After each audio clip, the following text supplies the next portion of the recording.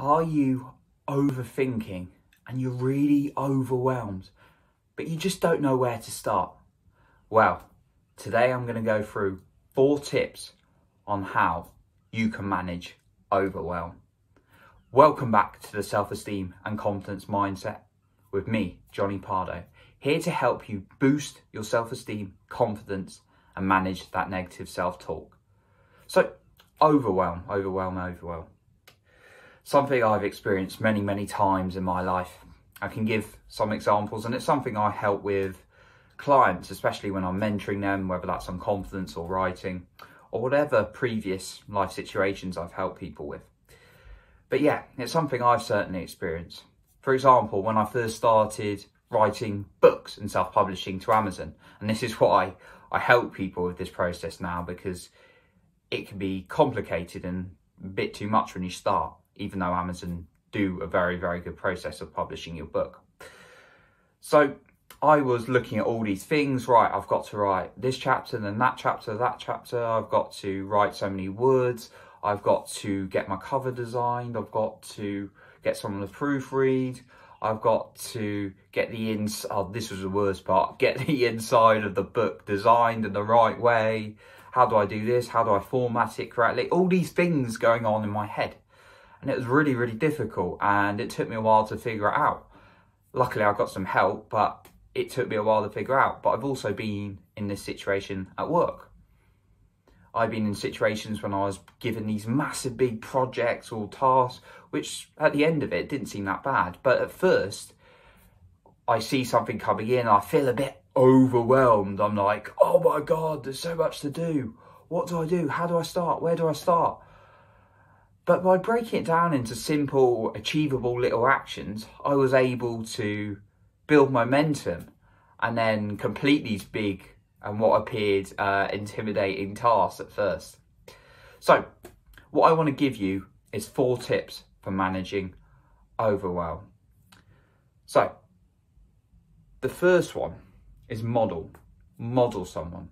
What do I mean by model someone? The quickest way is just to look at someone else, see what they've achieved. You can research them online, but if you get a mentor, this can really help. And that's why I got myself a mentor, especially in business, to think of what the right things to do, right? Someone who's got more experience in that area can give you directly and sort of the quicker way of doing things or the right things to do, and speed up your learning process rather than you doing all this trial and error. They can help you stay more focused than focusing on too many directions. So that's my first point. Try and get someone to mentor you. Or if not, if you haven't, you don't want to invest in that, which I recommend you always invest in yourself. But if you don't want to invest in that, then you can go on these YouTube videos, you can read books, you can do all sorts to study what successful people in the area you want to achieve have done. So if it was an author, for example, you wanted to study, you could look at what J.K. Rowling had done, see how she had achieved writing her books. Now, she had to go to a lot of publishers and get a lot of rejections before she became this phenomenal writer of the Harry Potter books. So you could see what she did. What did she do right? What did she learn to do correctly? And then try and model that. A second point I'm going to give is getting it down on paper. When we have things in our head, it is so much more difficult. We get cluttered with all these thoughts. Where am I going? Left, right, and centre. However, when we get it out of our head onto paper, that begins to get us thinking in a more logical way. We can see what we need to do, and we can actually start to look at things that seemed overwhelming. They're not that bad. And when one task is really big, you can split it down into more steps. I do this in project management all the time. I get a lot of information thrown at me and I love it. I love the challenge of it, especially when it's all techie and I don't understand it. It's all the fun.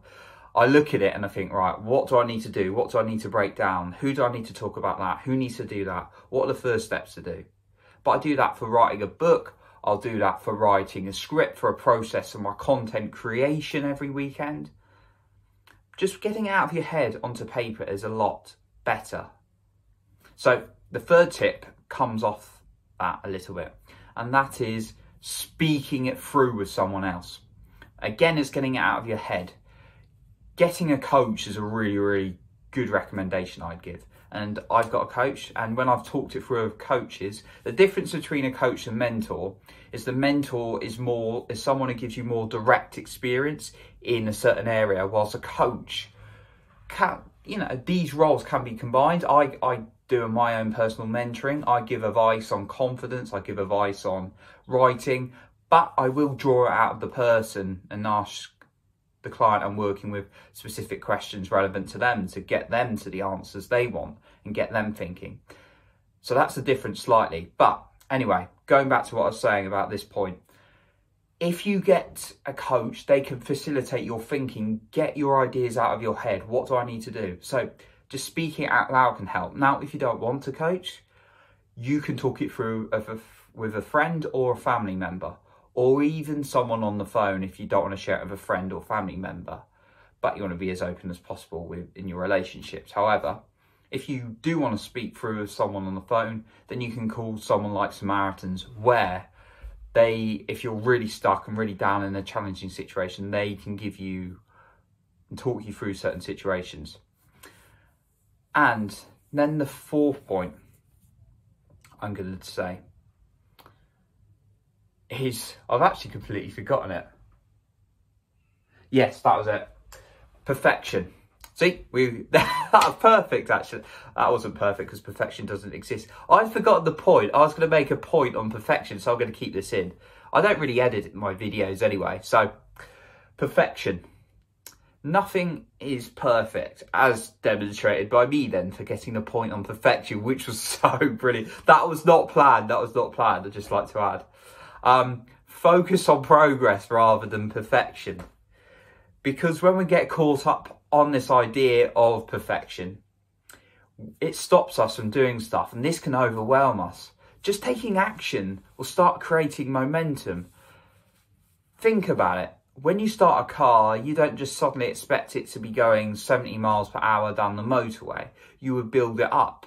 So you need to do the same with yourself. Obviously, 70 miles per hour, don't go beyond that because that's the limit, I think, anyway.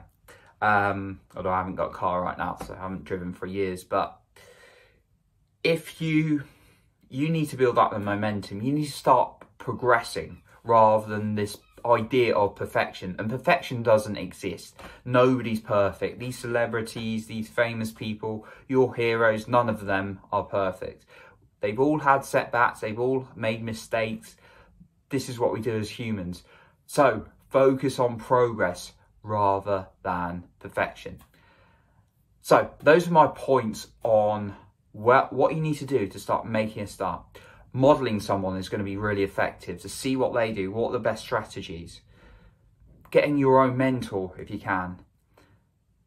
Getting it down on paper, getting it out of your head, talking it through with someone, whether that's a coach, friend, family member, or an organisation, and focusing on progress rather than perfection. And this is something I've regularly taught through with clients. For example, I can think of a client when we're talking about writing a book, and they were like, oh, I'm trying to do all this, this and this. And we're like, okay, what are the most important things for you now? What habit can you do to start writing? And that got them into momentum of writing the book more and more and feeling more confident as a result from just progressing and taking action. So if you're someone in a situation right now and you're thinking, oh, I'm overwhelmed, where do I start? I'm so confused. Then you may qualify for my one-to-one mentoring program. So I offer one-to-one mentoring on confidence and writing.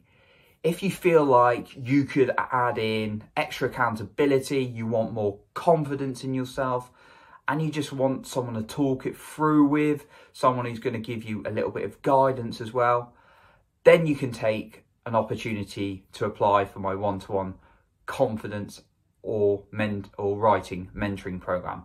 I will leave the links in the description, but let me know if you're interested in that, and we can just have a quick chat on the phone to see if you qualify for that. So thank you very much for watching today. I appreciate you. If you've enjoyed the episode, be sure to give it a like and share it with friends and family. You can also subscribe for more videos like this. And remember, improve your self-esteem, you improve the lives of others.